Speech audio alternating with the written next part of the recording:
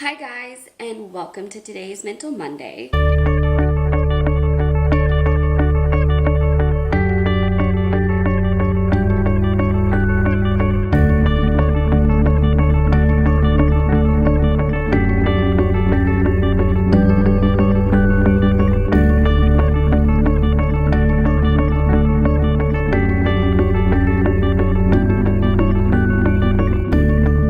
So today I wanted to talk about something that actually is very, very applicable to me, and especially lately with all of the political talk on Facebook, my mind has been so flooded by all of it. This completely applies. I was trying to figure out what I wanted to do this week's Mental Monday video on.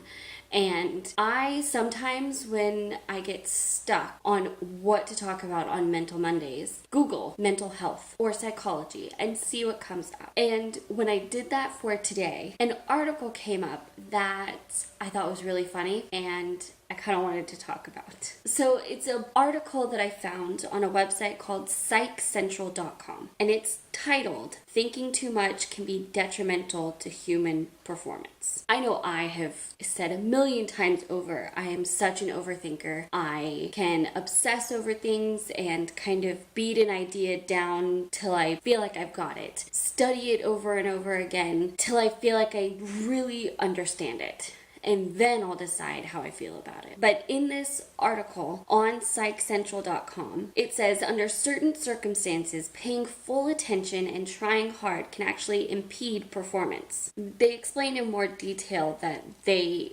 use a specific tactic to disrupt the functioning of the dorsolateral prefrontal cortex. They said the results of disrupting the function of the dorsolateral prefrontal cortex shed light on why paying attention can be a distraction and affect performance outcomes. If we ramped down activity in the dorsolateral prefrontal cortex, people remembered the images better. They decided to test whether the effects of the attentional control processes associated with explicit memory could directly interfere with implicit memory. The results also suggested that implicit perceptual memory can aid performance on recognition tests. Explicit memory requires thought and recollection. Implicit memory is kind of just the things that naturally you recall, that you naturally recognize and remember. Basically, it's the difference between consciously trying to remember something and not consciously trying to remember something. The article made the argument that when you are consciously trying to remember something, there can be an impediment of information you gain implicitly. When you are just receiving information and observing and there's no major effort. The way I tend to think of the difference is when you're trying to memorize something versus just having something play in the background and that becoming something you can recall very easily. It was interesting to me, along with the title, to put those two together because that was making the point that trying too hard, focusing too intensely, can make it more difficult to memorize things, to recall information, and to retain the information that you're trying to. Basically, you're overloading your brain in one way, and that's impeding its function in another. For me, that has been extremely applicable lately. I've had so much going on. I've had so many things I'm trying to juggle. And there are so many different areas of life that are crazy right now that my brain is going a million miles a minute. And I can overwhelm myself by actively trying to remember things in all of those areas. And by trying so hard to remember all of those things, I'm actually making myself forget some. I think this is why planning has helped me so much. Having it all out of my brain and not having to rely on my brain to remember is helpful when you're dealing with that much information. That, and when you're just getting information and you're not taking the time to process it, you're not giving yourself that space in between to really figure out what that means for you or what you think about the information you were just given, it's not going to be retained. You are not going to remember it, you're not going to be able to apply it, and it'll kind of just sit there somewhere in there, not being tapped into, not being used, and eventually will fade away. My point in talking about this kind of also connects to the idea of busyness and the idea that has been cultivated in our society where you have to be busy and you have to look busy. Otherwise, how could you be accomplishing anything? And I feel like that's toxic because if you're busy going for that long, one, you're going to burn out. You cannot keep going at that pace for that long, not refeeding yourself, not refreshing yourself in any way, and expect to be okay. Expect to not burn out.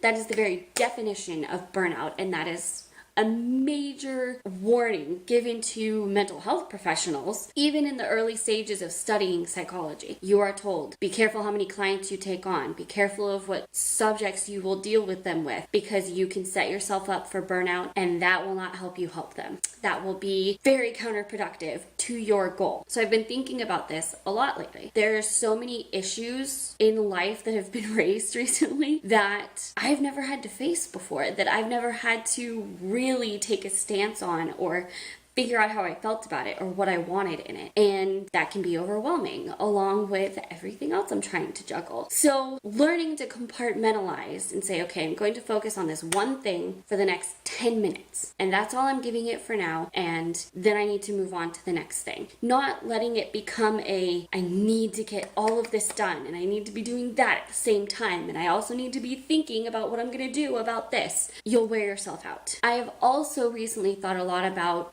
the value of scaling down things, of looking at everything you're juggling and really questioning, does all of this need to be happening right now? So for me, I have work, I have school, I have my marriage and my house and the animals to take care of. I also have YouTube, seeing my family, seeing his family. There is a lot of different areas. And I got a lot of ideas for, well, I could give up this, or I could give up that, or I could schedule this better to not overwhelm my time. So instead of trying to clean the whole house in one day, breaking it up so I'm doing a little bit each day. So cleaning the house doesn't become this huge project that feels overwhelming to maintain. I've also thought about YouTube and maybe having some videos built up in my arsenal that I already have pre-filmed, that if I am too busy to actually vlog, I can edit those, throw it up, and I still have a video. Things like that can make those areas less crazy. That, and for time with Andrew, do I need to get up earlier so we can have some morning time together before he goes to work? Because at the end of the day, we're both super tired and super exhausted and don't have as much resource or energy to put towards doing much. And I've even tried to find time in the morning to get some stuff around the house done so that, I'm not spending the whole latter part of my day trying to catch up and trying to get something done so that I don't feel behind. That is what I've been thinking about a lot lately, and I saw that article and it applied so well that I wanted to share it. I hope you enjoyed this video. I hope it helped you in some way. If it did, give it a thumbs up and share it with everybody. If you are not already subscribed, click the screen and subscribe, and then you can see when the next video comes out. And I will see you guys in that one. Bye!